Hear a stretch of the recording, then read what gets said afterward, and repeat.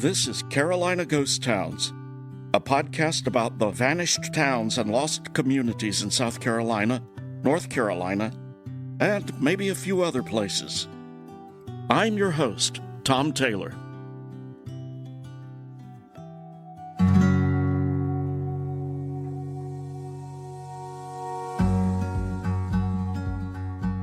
Welcome to a special bonus episode of Carolina Ghost Towns. Back in March, I did a talk for the Greenville County Library on the lost towns under South Carolina's lakes. I had several requests to either live stream the event or at least make the audio available. I didn't get my act together to live stream it at the time, but I was able to make a recording. So here's the audio from the talk. In it, I cover several of the towns that have been the subject of episodes on this podcast, so some of it will sound familiar. The talk was about 90 minutes, so it's going to be longer than one of my normal episodes. So sit back and enjoy.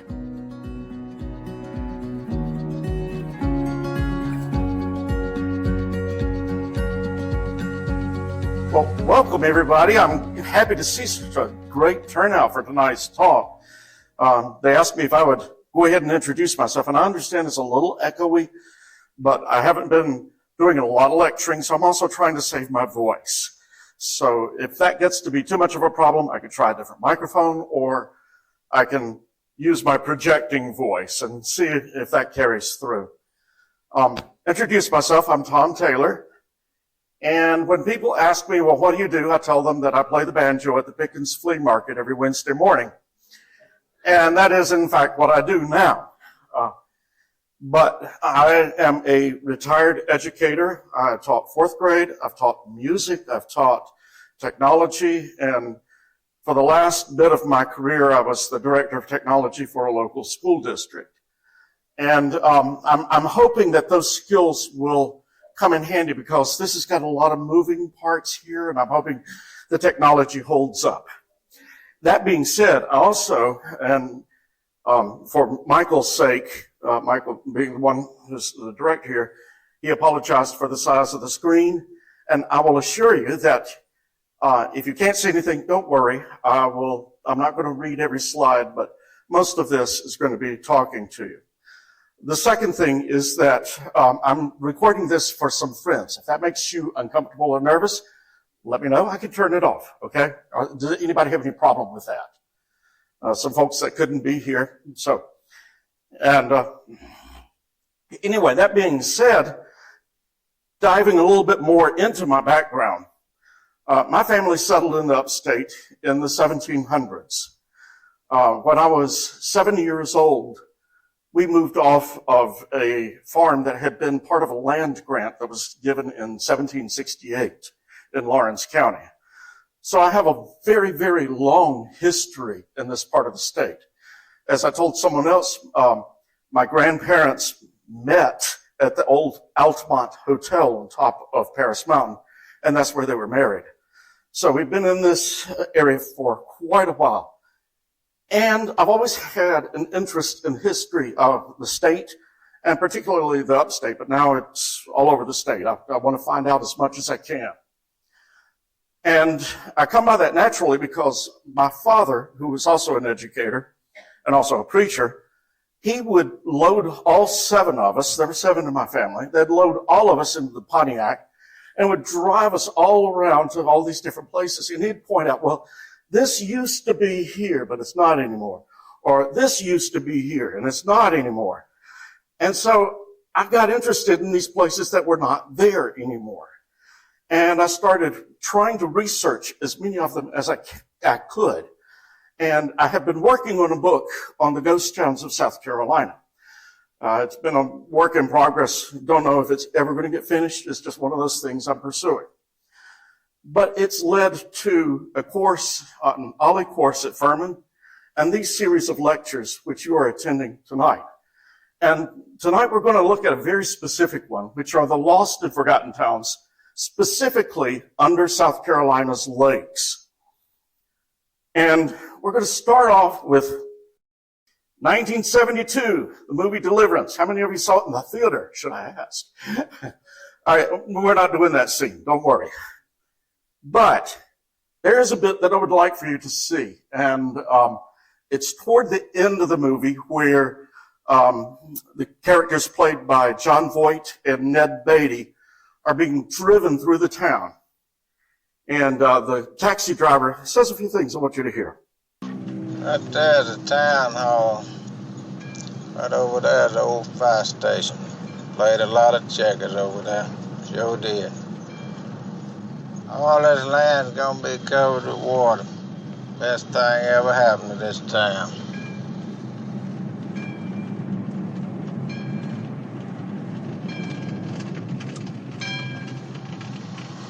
We may have to stop just a minute for the church to get out of the way.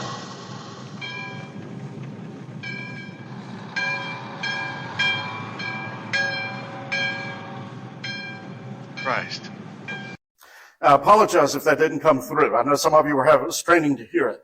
But what he was doing was pointing out the places in the town. He said, soon all of this will be underwater, and best thing that ever happened to this town. Those are the two key points. But what I want you to understand is that despite this movie, there are no entries in South Carolina. Don't want to disappoint you, but you're not going to find a town like what you saw there, with the buildings, with the main street, all of that. None of that in South Carolina. I'm not speaking for other states like North Carolina and Georgia, but you will not find an entry in South Carolina. And there's several reasons for that. You're not going to find it with the streets and buildings intact. If you were a diver and were to dive down, no, you're not going to see that. There are some things that you will see, and we'll talk about that as we look at some of the different towns. But all the towns that we're going to cover were gone long before the lakes were built. Because, if you think about it, it just doesn't make any economic sense to uproot an active town for the sake of a lake. The only time that an active town was actually picked up and moved wholesale to another location was in the cases of Ellington, Dumbarton, and several smaller communities that were located in the Savannah River Plant area. But it was not because the area was being flooded. It was because of government takeover of that particular area. That's not to say that there weren't active communities in these areas. It's just not a town as you would imagine it, with a central downtown area. And this gets perpetuated a lot. This slide is entitled The Myth of Sunken Towns. And I know it's small, so I'm not going to ask you to read it. But right here, this news article, which appears on YouTube and several other places, says, Lost Towns of Lake Murray, How a Town Was Flooded in South Carolina. And it says two major towns, Dutch Fork and Saxe-Gotha. And then another Facebook comment said, there's towns under most of these lakes. The power companies flooded most of the towns and turned them into lakes. Lake Kiwi and Jacassia have towns under them as well. That's what people think. And so we need to dispel that myth and see what actually was there. And I think a lot of it is a confusion of terminology. The two towns that they mentioned, Dutch Fork and Saxe-Gotha, were townships, not towns. That's a larger administrative area.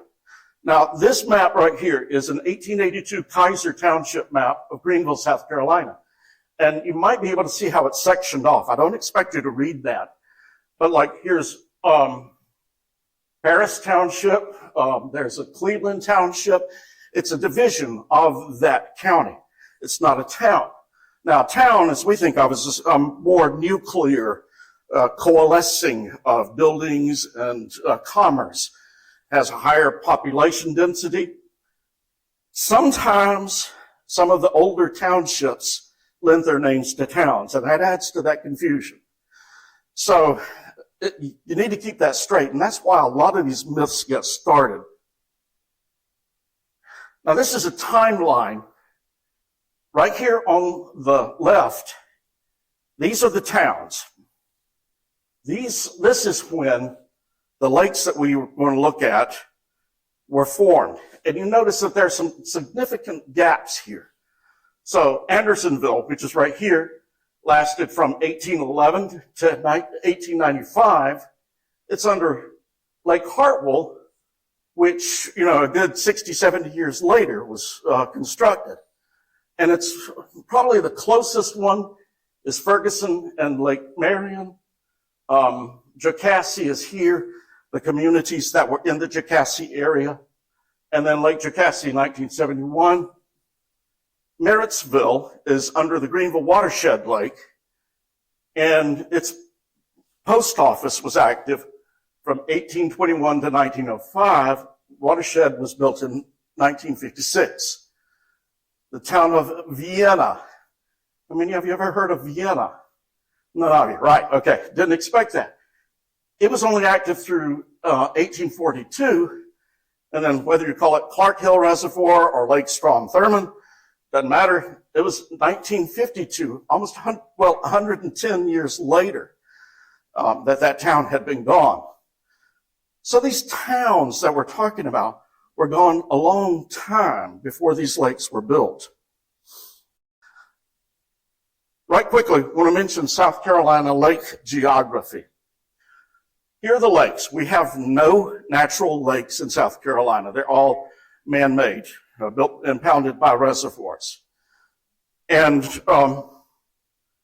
right here, we have what's called the fall line. Anybody here know the significance of the fall line? Some people are nodding their heads. Some of the former teachers I've talked with here should. This area right here used to be underwater. And the coast used to be right at the fall line. So right about here, you have the sand hills. And the topography changes very much. Then you've got the low country, which is flat. And the rivers tend to be wider, broader, and not quite as fast. Up here, you have more mountainous areas. And this is called the fall line because you would find waterfalls above that line, but not below it. And so this part of the state was crucial for water power, for things such as this dam, which was, this is on the Chalga River. I'm not sure what the name of the particular mill is, but they're able to harness that falling water to generate power. And that's why we had towns that developed along these rivers here. And the towns that we're going to look at mostly tend to fall above the fall line, with the exception of one, Ferguson. The ones we're going to look at are Merrittsville, Jocassee communities, Andersonville, and then the Tri-Cities of Vienna, Petersburg, and Lisbon, Countsville, and Ferguson.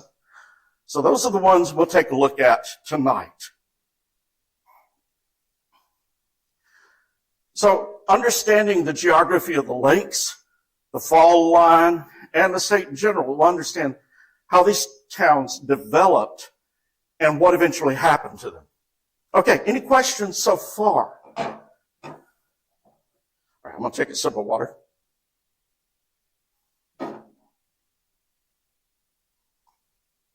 So the first one, the one that you guys didn't know, is Vienna. It was actually part of a Tri-Cities complex. Vienna, Lisbon, and Petersburg. And we're actually going to talk a little bit more about Petersburg, which was in Georgia. The map that you see right here is from the 1825 Robert Mills Atlas. And it's a map of the Edgefield district.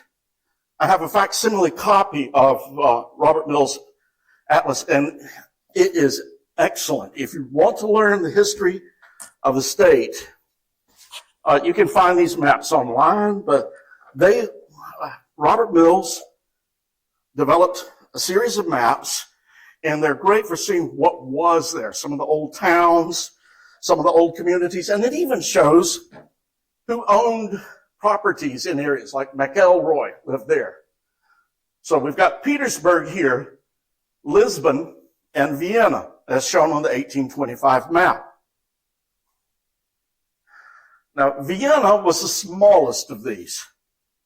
All of these three towns were located where the Broad River comes in to the Savannah River. And that peninsula that was formed by that confluence, that's where Petersburg sat on the Georgia side. South of the Broad River, we had Lisbon. And then on the South Carolina side, we had Vienna. Petersburg was the largest of these.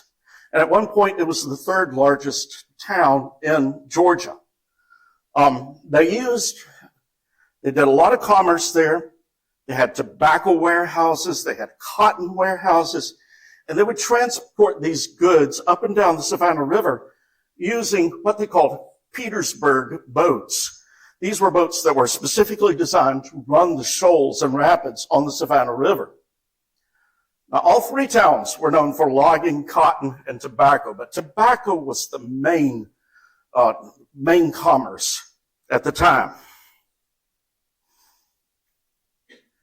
Here we see another photograph of a Petersburg boat, and they've actually done a replica of a Petersburg boat that you can take a tour on the old Augusta Canal historic area. So that's one thing I want to do. It's on my list of stuff I want to get done because I've talked about Petersburg boats so much.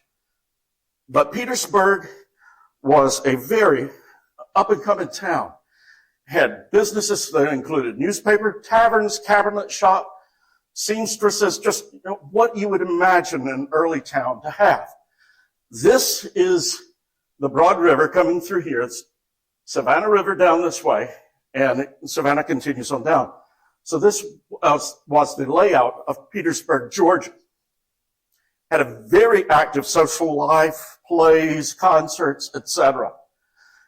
Petersburg also was home to lots of lawyers, doctors, and it's unique in that it's the only town in the history of South Carolina, in the history of the United States, not just South Carolina, where the two senators from that state both came from the same town. They were both from Petersburg at that time. Now, Vienna, across the Savannah River, and I mention that because we're talking about South Carolina here, it was much smaller and it didn't survive quite as long. Its big claim to fame was that it was where the academy that was founded by Dr. Moses Waddell. Now, it looks like it should be pronounced Waddell, but he pronounced it Waddle, like what a duck does. So he founded the academy in 1801, but even then, in 1804, 3 years later, he moved it to the nearby town of Willington, which is in McCormick County. And Willington's another very interesting place if you ever get a chance to drive down that way. Now, I'm not going to read all of that to you, but Andrew Jackson attended Waddell's Academy. John C. Calhoun did. There were Supreme Court justices, Secretary of States, 3 secretaries of war, just lots of very famous people came through Moses Waddell's town. And there are historical markers in the town of Willington for Waddell's Academy. Now, Waddell left his academy in 1819, and about that time, Vienna started to die out. Waddell had a new career. He moved a little further away from the Savannah River, and he became president of a small college called Franklin College, which became University of Georgia. So he was one of the first presidents of the University of Georgia. Another claim to fame was that one of the last duels in the U.S. took place in Vienna. And it was unique in that it was actually picked up by the New York Times. And by this time, dueling had become illegal in Georgia. So they said, okay, we'll hop on across to Vienna and we'll settle our differences there. And I'll read a bit of this. It says, a duel was fought on Saturday between Mr. Smythe, an associate editor of the Augusta Constitutionalist, and Dr. Thomas of Augusta at Vienna, South Carolina. The cause of the duel was an article signed Doctor in the Chronicle and Sentinel, offensive to Smythe, of which Thomas avowed himself to be the author. Upon the third fire, the ball passed through Smythe's right thigh and nearly through the left, but the wound was not considered mortal. He reached Augusta on Sunday night and is doing well. Thomas was not touched. So it was not a fatal duel, fortunately, but there was an injury. So what happened? Well, 1800s, they had a plague of yellow fever that came through the area and pretty much decimated the population. But by the 1820s, cotton was replacing tobacco as the main crop. And so they didn't need the large inspection warehouses for tobacco that they had built at Petersburg and Lisbon and Vienna. So those commerce areas started to decline. By 1854, only 3 families remained in Petersburg, and Vienna and Lisbon were completely abandoned. Vienna's post office closed in 1842. The other thing to mention was that railroads were starting to replace river travel as the main mode of transportation. So you've got the river here, you've got railroads coming here. Your commerce is going to move over to where that railroad is. Now, this is a 1906 topographic map. I tried to find a map that showed the area prior to inundation of this lake. So Petersburg would be located here, Lisbon here, and Vienna right here. So we have the Broad River, we have the Savannah River, and this is what it looks like today, that exact same view overlay. So you see Clark Hill Reservoir here. We have a peninsula here and here. And the South Carolina area, this is marked by the red map, is the state line. There are some remnants of the town. The peninsula, this is the Bobby Brown State Park in Georgia. You see that there is the track of the main road that ran down to Petersburg that still remains. Nothing else remains of Vienna and Lisbon except the road names. If you drive down south of Calhoun Falls, you will see a road that says Old Vienna Road that runs out toward toward the lakes. But there's a historic marker, and you can, at low water, see the remains of some of the bricks and things that were part of the old Petersburg town. Now, I'm an avid kayaker. And one of the things I like to do is kayak out to these locations. This is a view of Vienna right there. Can't see too much. But on the Georgia side, these are photos that I took of the bricks that are there at the site of Petersburg. Most of the town would have been under the water there, but there are some remnants that you can see.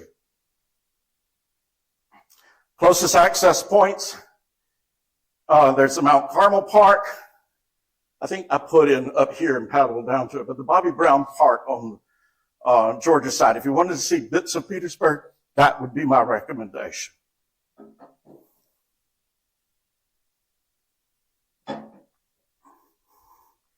Okay, next town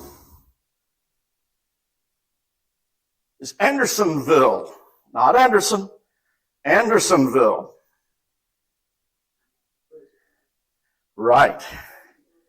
You got it. Andersonville was located right where the Savannah River begins. Here, once again, we're looking at Robert Mills' atlas, the one that I showed you here. It was located where the Tougaloo and Seneca rivers come together to form the Savannah River. It was right at the confluence here. It was founded by names that are very well familiar to Greenville residents, the Earl family. Bayless Earl and Samuel Earl were the first 2 people that bought a lot of land there and started building their town. And as you pointed out, number 1, it's not to be confused with Andersonville, Georgia, which was the site of a very infamous Confederate POW camp. In fact, as I was researching this, I kept hitting links to Andersonville, Georgia, and it's like, no, that's not what I want. That's not what I want. I've already mentioned that, but the town was established in 1801 by Samuel and Bayless Earl, and it was named for Revolutionary War hero Robert Anderson. The three of them, the two Bayless brothers and Robert Anderson, became the first three town councilmen for Andersonville. The town actually predates the current county and the city of Anderson, so it was built before those were. Like Petersburg, it was a very active town. It had several grist mills because it was on that fall line, and they were able to utilize the water coming from those rivers. It had an iron foundry, cotton and wool factories, and a gun factory, and we'll mention that in a moment. It had general merchandise, wagon shops, again, all of the sorts of things you would imagine for an early American 19th century town. Now, even though Petersburg was on its way out, the name of the boat that they engineered for that, those boats were still in use. So merchants still use these Petersburg boats to transfer goods down to towns such as Petersburg and to the town of Hamburg, which was across from Augusta. Hamburg is another interesting ghost town that I'm not going to get into on this talk, but it's a fascinating story in and of itself. By 1812, Andersonville had a female academy. And what you're seeing here are ads that I found in newspaper archives that were from Andersonville. One for cotton yarn, another one for cotton, one for a doctor that's advertising his services in the town of Andersonville. They had a very famous clock factory. In fact, the Southern Clock Company, you can still occasionally find these clocks in antique shops. These three photos right here were ones that I found on eBay some years ago. So even just fairly recently, these clocks were coming up for sale. And on the interior, it says Southern Clock Company, Andersonville, South Carolina. Now, this was a clear case of the railroad versus the river. Andersonville, their citizens really wanted that railroad to come through their town. Of course, they'd have to cross a couple of rivers in order to do that. But this was when the Blue Ridge Railroad was being planned, the one that was going to go through Stump House Tunnel, if you all are familiar with that.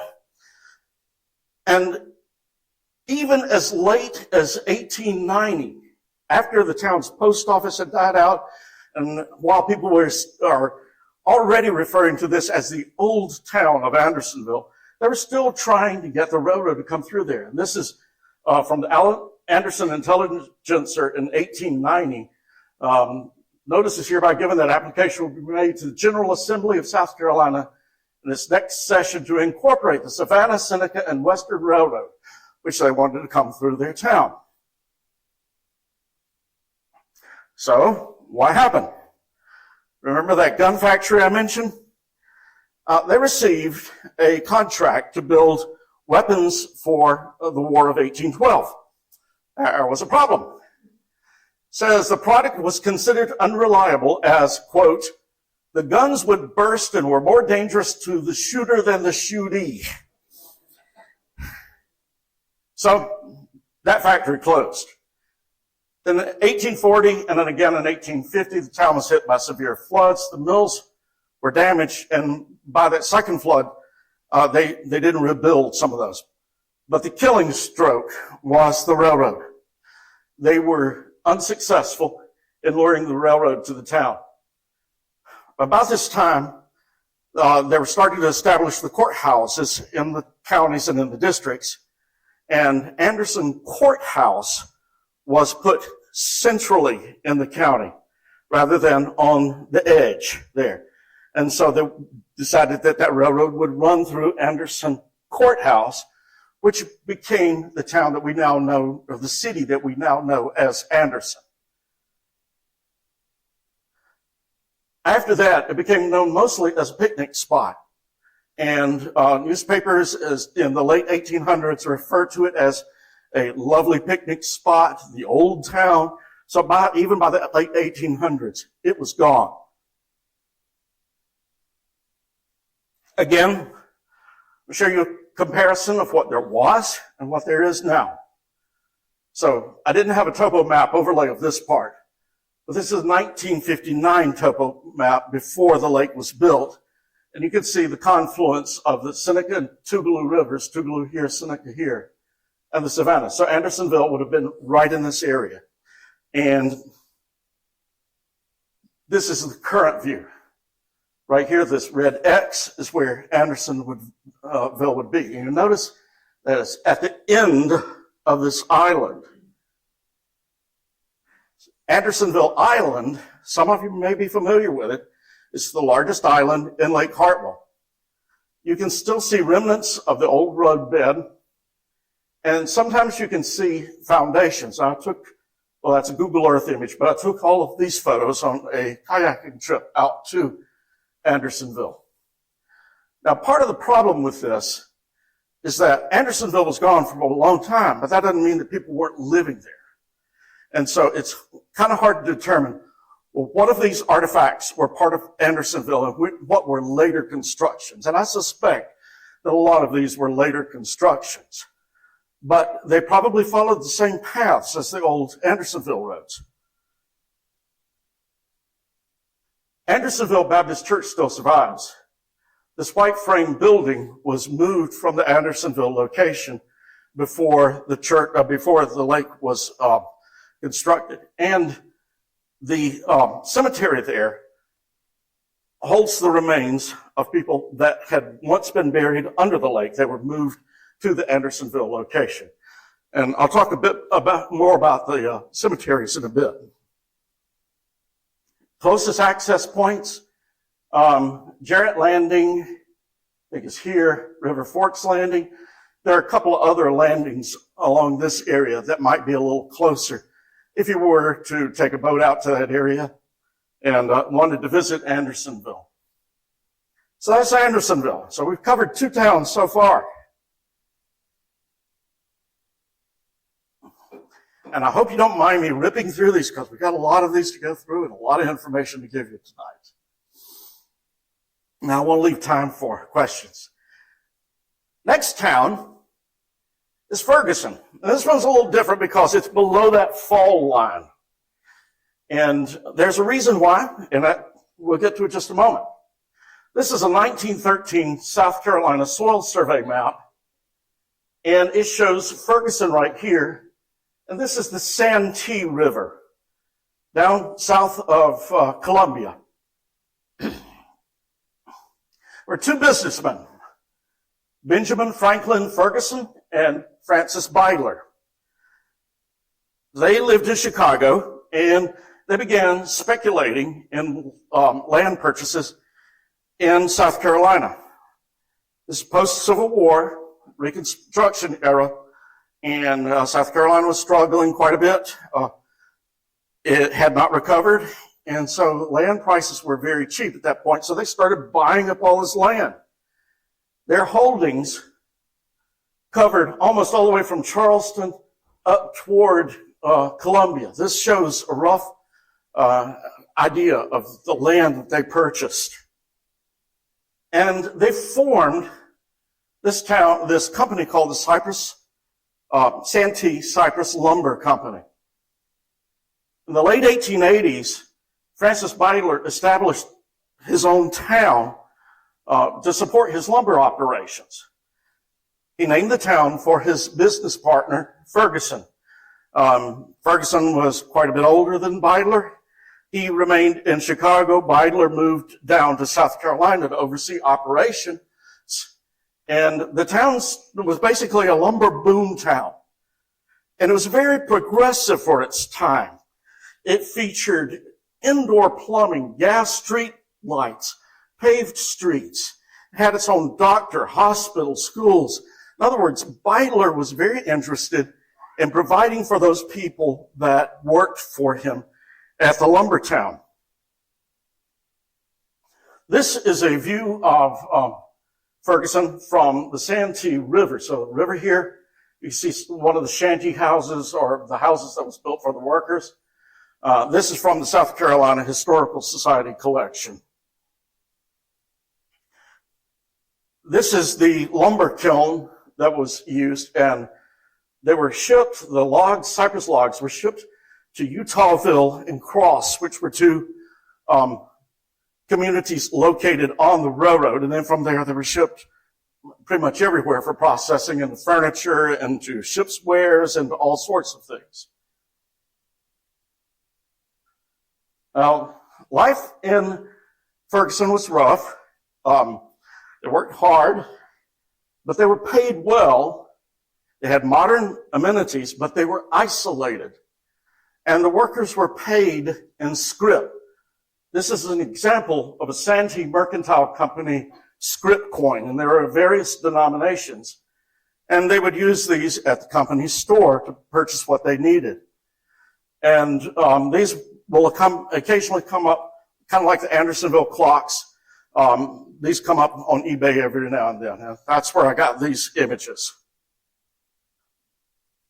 So, what happened? Well, it was plagued in its later years by machinery malfunctions. Some of those they suspected were caused by people who were striking and were sabotaging some of the equipment, wanting better working, better pay, and so forth. By the 1910s, the cypress lumber prices started to plummet, and so the company itself became less profitable. And I think they started cutting back on wages, which is why we had some of that dissatisfaction among the workers.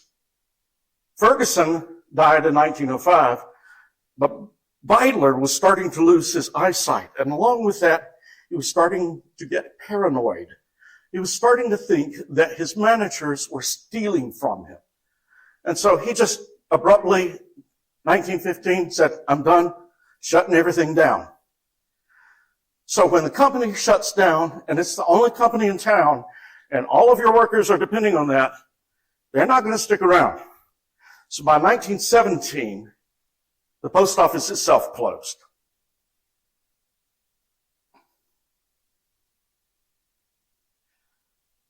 Again, showing comparison. This is a 1921 map, and you can see that there are still some vestiges of Ferguson on this map, a place where I think right about here was that view that showed the towns, the houses and so forth. Now, keep in mind this cluster of buildings right here. This is what it looks like now. So you see how much of it is now underwater. Ferguson Island is located right here. That's where that cluster of buildings happen to have been.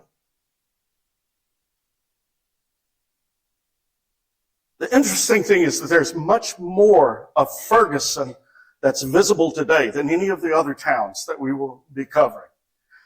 And to understand how these buildings survived, you got to understand how Lake Marion was created. It was part of the Santee Cooper project.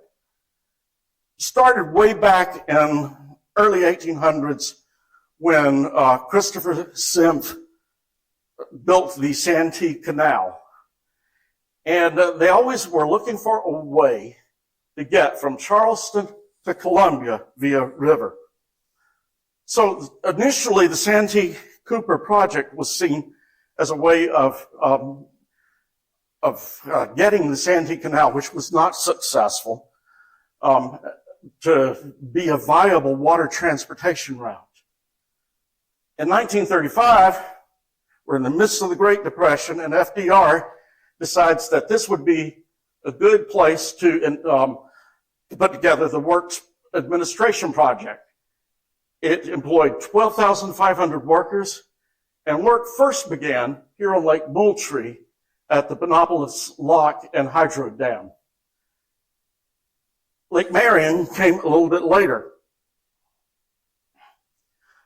In Lake Moultrie, they completely cleared the basin. They cut all the cypress trees, logged it. Anybody that was living there had them pack up and leave. So they completely cleared that basin. But that wasn't the case with Lake Marion because of somebody named Adolf Hitler. 1939, Hitler invades Poland, and the priorities for electricity production changed. Here's an interview with Bill Fletcher, who's part of the Santee Cooper project. SCETV had broadcast this in 2002, and I'm going to hope that you can hear it. I'll repeat the salient points if you can't. The truest bright spot was called Santee Cooper. With PWA funds and labor paid for by the WPA, Santee Cooper system was built and began delivering electric power to the low country. Their idea was to cut the trees down, get the stumps and the tops and everything out of that. He says, get up out there. Cut the trees down or leave them standing. Don't let them make any difference. So we're going to make sure the number one priority. Get that thing filled up. We need electricity. Our plant's first customer was a company producing material to strengthen the steel used in the construction of America's factories.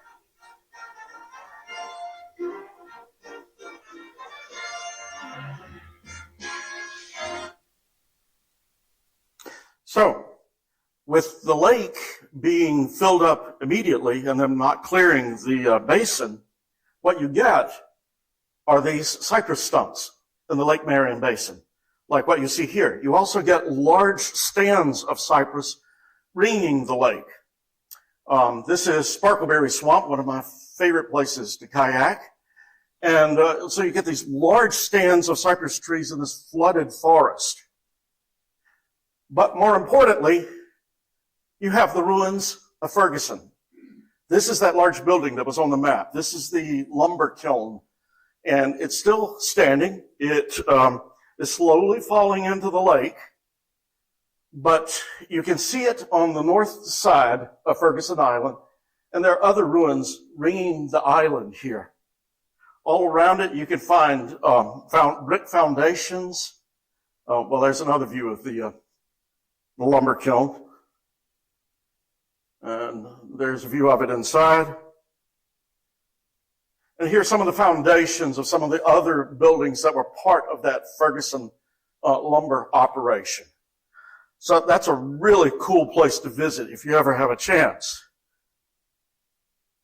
At low water, you can see even more. This was from, I think, 2008, when they had a big drought, and they were able to see a lot of the pilings that were served as the foundations for some of the buildings that were there.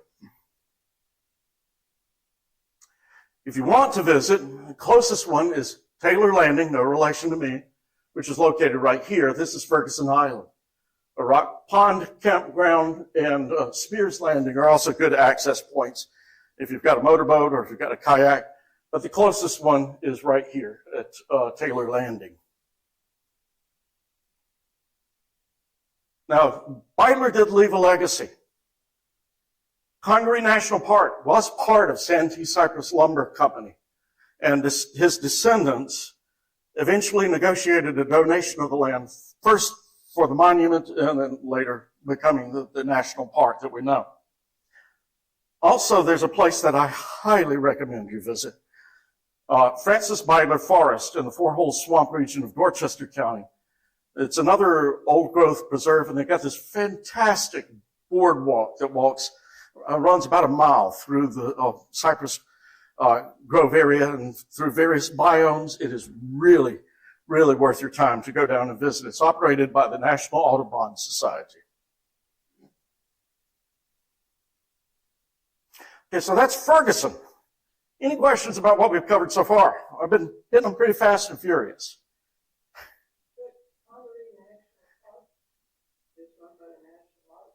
No. Beidler Forest, which are at Congaree Park, is here. Beidler Forest is way down here, more closer to Charleston. And that's what's operated by the Audubon Society.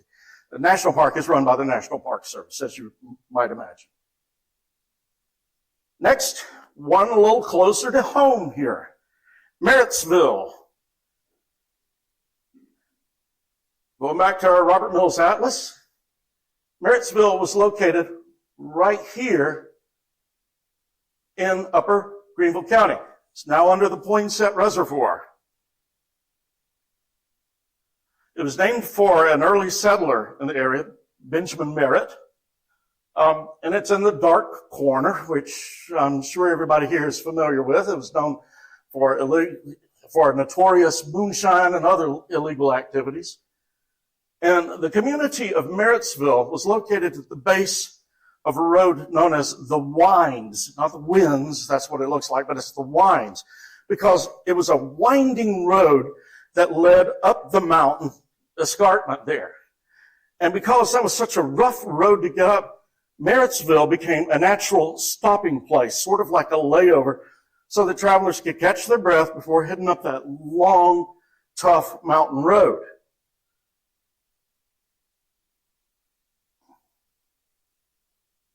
There was a post office, a tavern, lodging houses for the travelers, and there were a few general stores, but it was never really incorporated as a town. Not far from there was a place called Wildwood Park, which was developed as a for a retreat for textile workers in Woodside Mills. This is an advertisement. I've forgotten the year, but it says opens May 25th, Wildwood Park, playground for employees. It was located on the state highway that was laid out by Joel Poinsett, and Robert Mills was involved with this as well. In addition to the Poinsett Bridge, which was named for Joel Poinsett, there were two additional stone bridges. Poinsett used the Gothic arch, which is pointed at the top. The other two had barrel arches in the area. So what happened to that? Again, transportation. You're going to see that story happen over and over again. Think about how interstates bypass towns and what happens to the town there. Something similar happened here.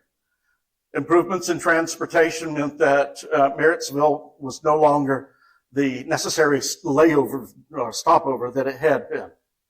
The post office closed in 1905, so quite some time ago.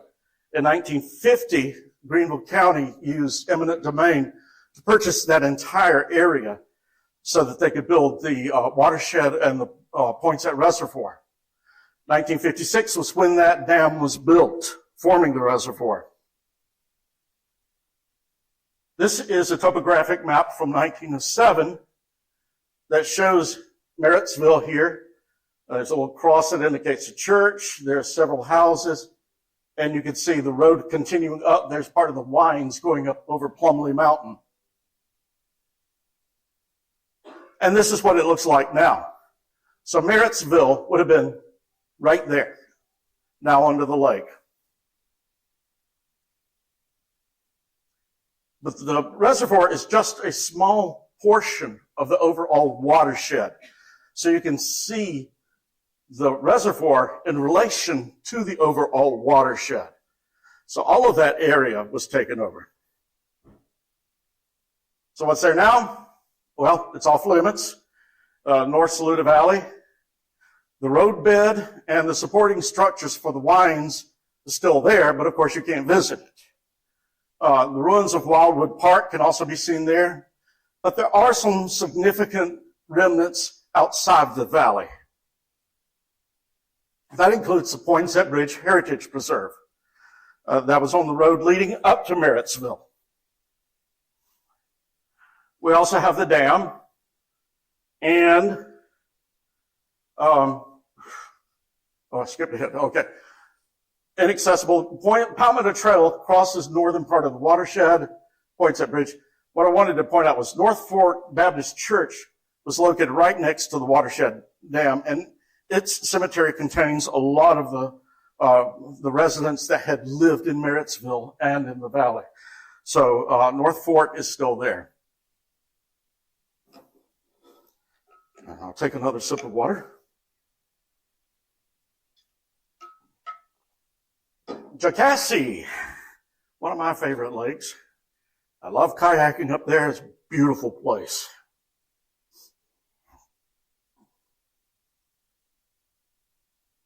The Robert Mills Atlas showing not an awful lot. No towns, no nothing, but a lot of rivers coming down through this area. Now, it's one of the last lakes built in South Carolina, 1972.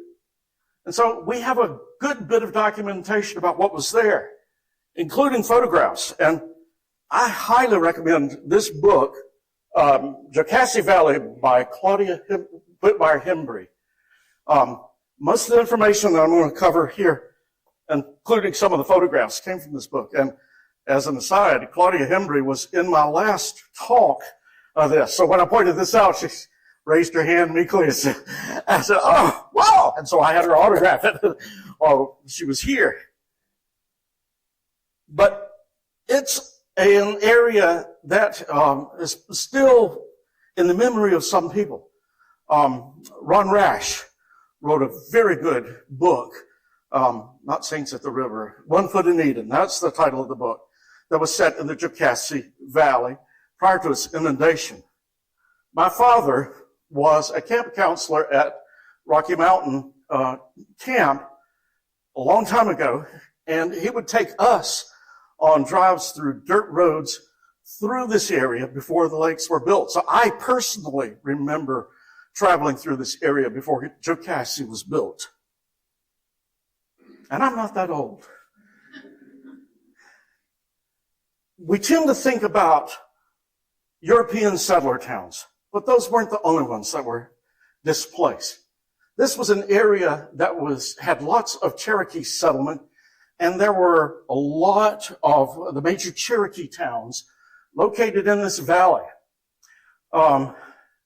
In 1730, George Hunter mapped these areas, but by 1776, with the various treaties of 1763, 1773, and several others, a lot of these areas were vacated. William Bartram visited and noted that no Cherokee lived there by this time. So they had moved out. The European settlers were beginning to move in. But it had been a prominent area of settlement for Cherokee. The Robert Mills Atlas shows McKinney Chapel and McKinney Ferry in place. And McKinney Chapel is still there. It had a post office, several churches and schools, and at least one store, according to a 1920 Dun & Bradstreet report. However, logging and tourism, in particular, were the main industries. And here we have two photographs taken from the book here, showing the sign of Jocassee and the J.M. Burgess General Store, drink Coca-Cola. One of the main stops was the Atakula Lodge. It was the original home of the Whitmire family, built in the 1800s, but it became a resort hotel. It featured a bowling alley and even an airstrip.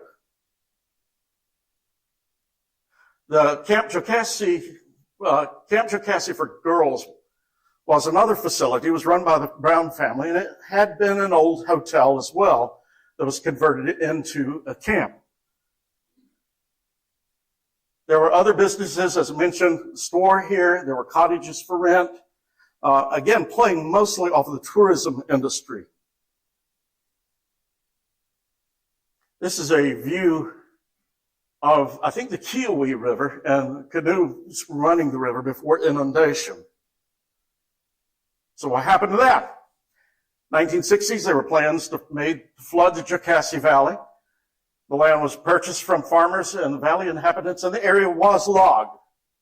Atakula Lodge was the only structure left in the valley. Here we have a 1959 topographic map. Mount Carmel Church is here. And we have Camp Jocassee here and the community of Jocassee located right about in this area right here. And this is what you have now. So you can see that all of this area right about here off of the Devil's Fork State Park Point, that's where the Jocassee community was at one point. The remains of the Atakula Lodge are intact at the bottom of the lake. The lodge is now canted to one side, but there are also headstones from the Mount Carmel Baptist Church at the bottom of the lake. And these are photographs of those headstones. I didn't take them. They were from another source. I am not a diver. This graphic shows what you would find there. There are some trees. There's the Atakula Lodge, and I think the old bridge ironworks is still there as well. Closest access points, Devil's Fork State Park. About the only way you can get to it.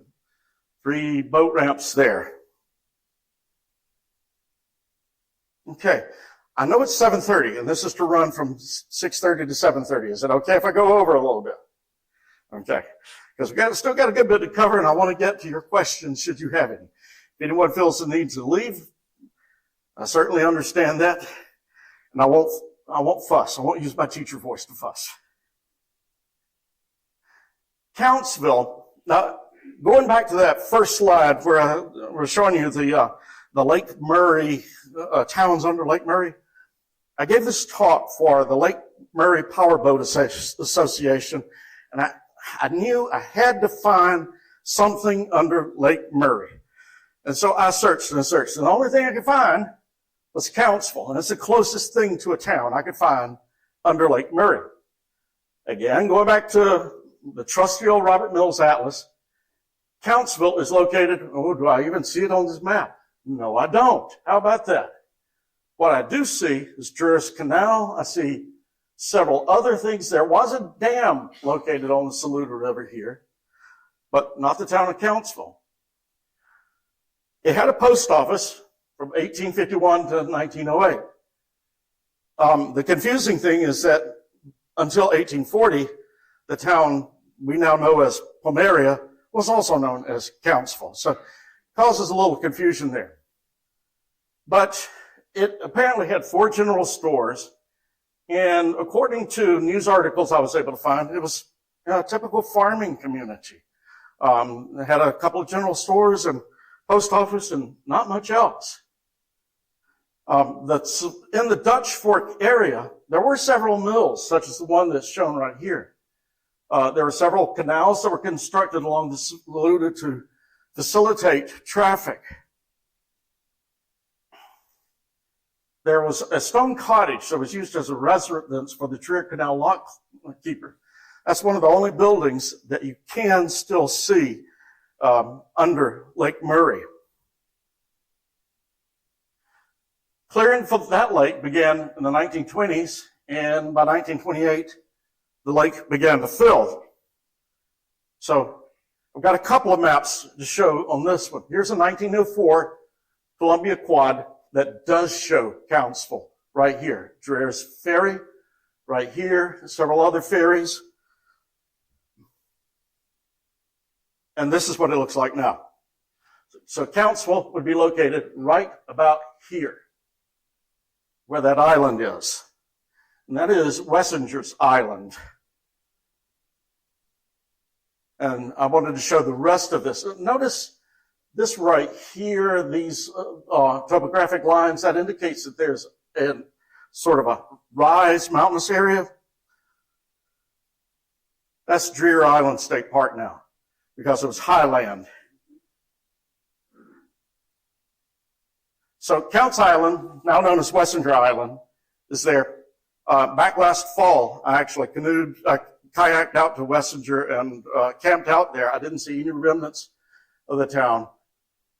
But Countsville AME Cemetery and the church is about the only remnants that bear the name of Countsville at this point. Sadly, the church here burned in 1997, so you can't even see that at this point. In 2005, there were sonar scans that showed that the lockkeeper's house was still extant at the bottom of the lake, as well as Wise's Bridge. Here's Wise's Ferry Bridge here, and the sonar that shows that the bridge is still intact under the lake there. Closest access points, Drury Island State Park, but there is another boat ramp. I've forgotten the name of it. It's closer to Wessinger Island. It's just to the north of it there. And if I could remember it, I would tell you. Okay, any questions so far? That covers this part of the underwater towns. That's all about the towns. But there is a part that to me is just as fascinating. And if you can bear about 10 minutes or so. Yes, sir.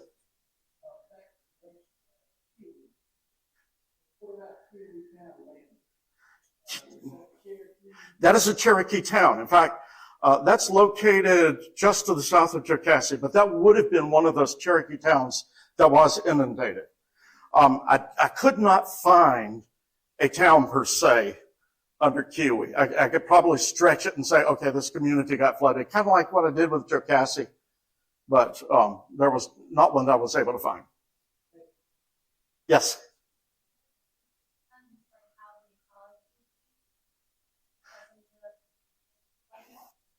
I am sure that in recent years there probably has been. I don't think that was a consideration when the lakes were being flooded. There's a lot of talk now about smaller dams being removed to improve environmental, the river flow and the ecology of the area. I don't think they'd be willing to take out the larger lake dams at this point because they're very well established, but I'm sure someone has done that study. I just have not read it or seen it. Okay, any other questions before we go to the next part?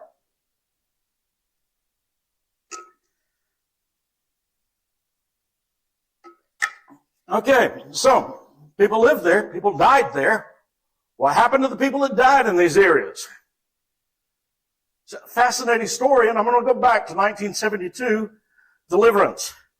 We've got John Voight standing here. Just a short clip, no dialogue, but it makes a point I want to show you. What you saw there was an actual view of workers removing the graves from the Mount Carmel Baptist Church Cemetery in preparation for the flooding of Lake Jocassee. They actually filmed those workers as they were doing that and incorporated that into part of deliverance. How the different lakes approached cemeteries differs from lake to lake. Lake Jocassee, the headstones were left in place under the water, but the graves were moved, as you saw in that video clip from Deliverance. However, under Lake Murray, the graves were left, but they put memorials, or in some cases moved the headstones to local congregations outside of the inundation area. This one says, this memorial erected to the memory of those whose names are inscribed hereon, whose bodies now rest beneath the waters of Lake Murray. So think about that. You go to Lake Murray, you're boating over dead people. The Santee Cooper project, I already mentioned about them clearing the basins. They also tried to document and move the headstones. Nearly 6,000 graves were moved. South Carolina photographer Samuel Lord Hyde documented all the graves. Here he is posing with one of the headstones. And these are some of the headstones and the graves that were moved. Obviously, you can't get them all. There are a lot that are unmarked, and so you can't find all of them. Now, there was one place, the Rocks Cemetery. Ferguson, that I mentioned, is right about here. But it was an Episcopal church, and that island became isolated. The congregation moved to Utahville. And the church remained here for a while. It finally burned in 1950. But that is a cemetery that's located on a bit of high ground, which became an island. And you can visit it. These are photos that I took. This right here was where the church was located. That's where the pulpit had been, and they built a memorial in that spot. On Lake Hartwell, about 2,100 graves were relocated to area churches. We mentioned Andersonville Church as one of those. Probably the most famous one is what they call Ghost Island, which is this peanut-shaped island near Portland Shoals. It was the site of Harrisburg Plantation. It was not a large cemetery per se. It was a family cemetery for the Harris family, who were related to the Pickens. These are photographs that I took. Harrisburg Cemetery Plantation contains the graves of John and Mary Pickens Harris and their family. In a lot of cases, the headstones have deteriorated, but preservationists and other family members have gone through and erected new stones there and tried to preserve the area. Lake Murray, another case altogether. This is a record that I found in the Greenville County Library in the South Carolina room. It was a SE&G publication of all of the requests that were made. They polled all the families, wanted to say, well, what do you want us to do with these graves of your family members? And I wanted to share a few of them with you.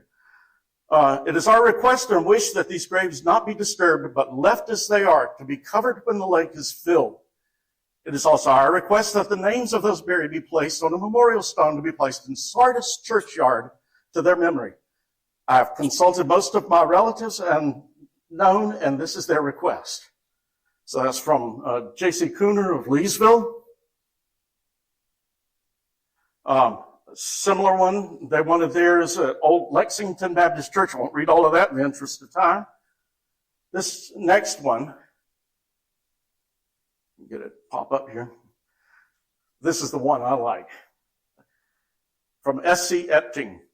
This is to request that the graves not be disturbed before being covered by the waters of Lake Murray, and that a shaft be erected on the ground at this spot, if possible, high enough to always extend above the water, and that the names and dates of these stones there placed on the top of this shaft. Please advise me in writing that my request will be carried out. Can you imagine what a navigation hazard that would be on Lake Murray with these headstones sticking up above the lake? I don't think that happened.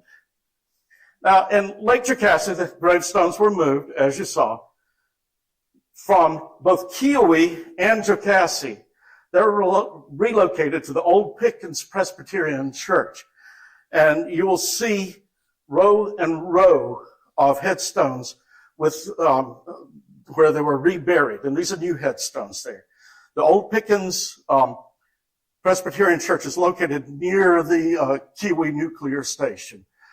Very interesting place to visit. Now, probably the most famous is that cemetery in Lake Jocassee, Mount Carmel Baptist Church. And this is a video from Dive, Drive, Devour, where divers actually went down to that cemetery. I'm going to fast forward just a little bit for time. That cemetery is very, very deep, and you have to have specialized equipment and training in order to reach the Mount Carmel Baptist Church. But there's there's a group that likes to say, I dove onto the cemetery in Lake Jocassee. So somebody put together the Jocassee Memorial Gardens at a shallower depth. So there is a second cemetery there. And it has things like R.I.P. Juban our dove so deep, pink elephants saw him. And that one says, here lies Slim, he thought he could swim. And help wanted, grave digger, must be able to hold breath for long periods. So it's humorous stuff like that. So we have a lot of people that dive down onto that one. The graves under the Poinsett Reservoir were relocated from the watershed. And there's one family cemetery that's still on watershed property. And the family is granted access once a year to that property to maintain it and to make sure that those folks are still remembered. So, in conclusion, even though there are no towns, the story of South Carolina lakes is a story of displacement, whether it be communities, schools, whatever. There's a rich history under our lakes, not just towns, but the communities and the homesteads. And also one thing to remember, all lakes are graveyards. And that concludes mine. One thing I will mention is I've just started a new podcast. If you are a podcast listener, I have a podcast called Carolina Ghost Towns. It's available on Apple Podcasts. It's available on Spotify, Amazon, and several other venues. I think there are 5, maybe 6 episodes out. I have 12 episodes planned for the first season, and we'll see where that goes from there. Some of them will be the towns that we mentioned tonight. Some of them will be towns that I did not mention here. And if you would like to contact me, here's my information, tom@randomconnections.com. And this is my website, randomconnections.com. I've been writing about South Carolina upstate for going on 20 years now. I started this in 2004. And so this May will be 20 years of Random Connections. So that does it. If you have any other questions, I will entertain them. I understand if you need to go, since I've already gone over 15 minutes. I do have business cards that I'll place over here if you'd like to come and get one of those. But thank you very much.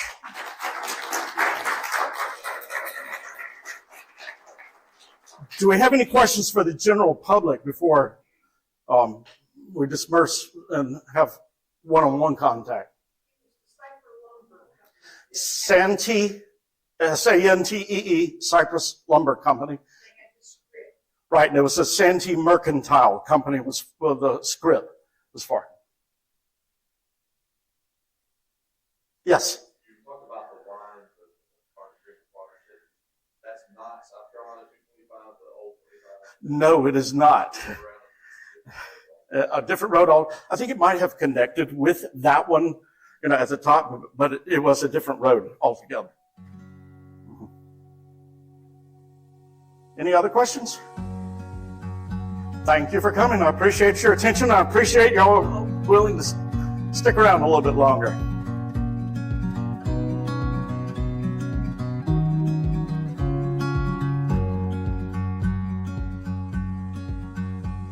Thanks for listening to this special bonus episode.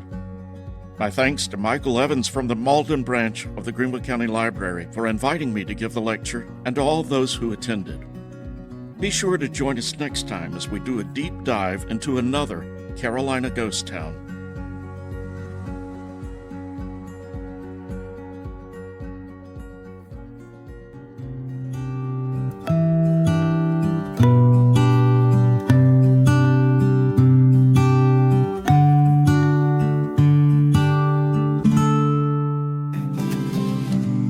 In this southern ghost town, we found a story untold. In the shadows of the past, we unravel, secrets unfold. With each step we take, we journey back in time. In this southern ghost town, we leave our footprints behind. Thanks for listening. The opening music was composed by Lex FM with additional music from Pixabay. The song Southern Ghost Town was generated by Suno AI. All other music was composed and recorded by me, Tom Taylor. Carolina Ghost Towns is a part of the Random Connections empire. It's pretty much a one-man show, so I wear all the hats, including producer, writer, researcher, sound engineer, publicist, and bartender. If you like the show, please subscribe on your favorite pod venue and be sure to give us feedback. If you have questions, comments, or ideas for the show, you can reach me at carolinaghosttownspod@gmail.com. For more information and show notes, visit randomconnections.com. Thank you. In this southern ghost town, we found a story untold. In the shadows of the past, we unravel, secrets unfold. With each step we take, we journey back in time. In this southern ghost town, we leave our footprints behind.